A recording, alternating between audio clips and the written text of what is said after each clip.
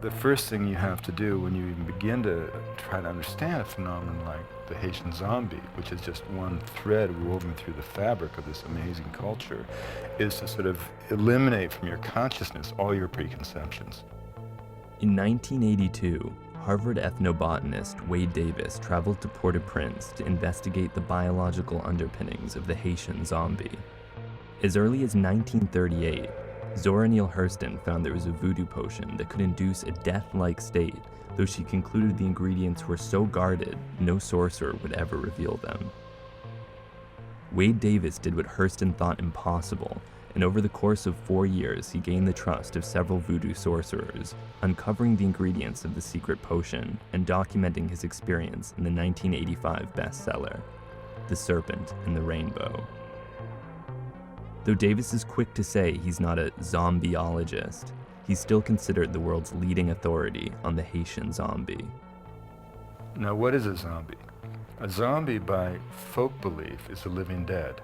It's an individual who has been brought to his demise by sorcery, passed through the grave, or at least passed through a kind of a state of death, and then somehow magically resuscitated. Zombies were almost deemed to be off limits for serious academic research. But Lamarck Douillon had found this really extraordinary case of this man called CLAIRVIUS Narcisse. And what made the case unique is that Narcisse had been pronounced dead in the Schweitzer hospital, and his death had been witnessed by 2 physicians, both American trained, one an American. There were impeccable records describing his pathology at the time of his demise. 18 years later, this man claiming to be CLAIRVIUS Narcisse turns up in his home village, claiming that he'd been made a zombie. All these lines of evidence led Lamarck Douillon to go public in about 1980-81, saying that they had found the first medically verifiable instance of a zombie.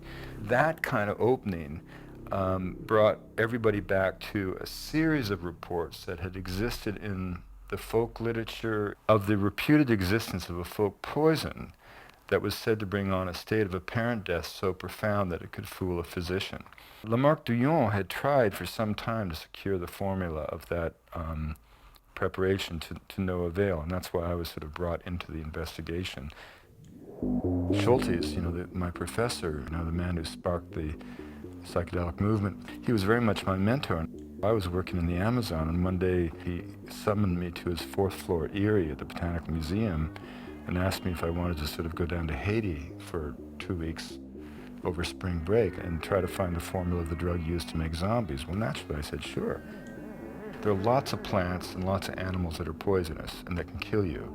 We weren't just looking for a toxin that could kill. We were looking for a toxin that could bring on a state of apparent death so profound that it would bring someone literally to the edge of death, a threshold from which they could then recover.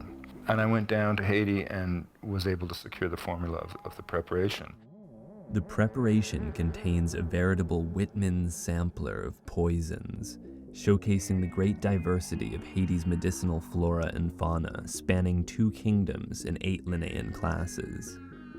The potions Davis collected included such ingredients as Datura stramonium, velvet bean, cane toad, pufferfish, Hispaniolan boa, bearded fireworm, tarantula, cashew leaves, and the bones of a human child.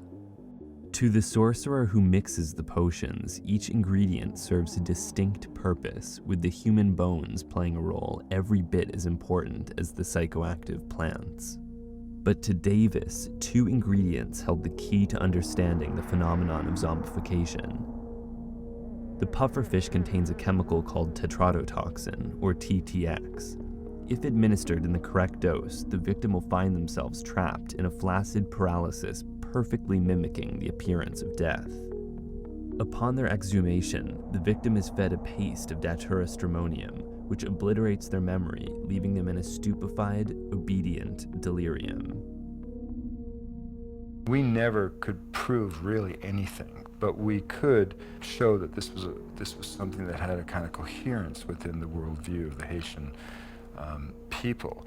If it could not be absolutely proven, it was at least so provocative that it demanded investigation. If you eliminate the other possibilities, you have to allow the facts to speak for themselves. And that's why I was prepared to say very strongly that I thought this phenomenon existed.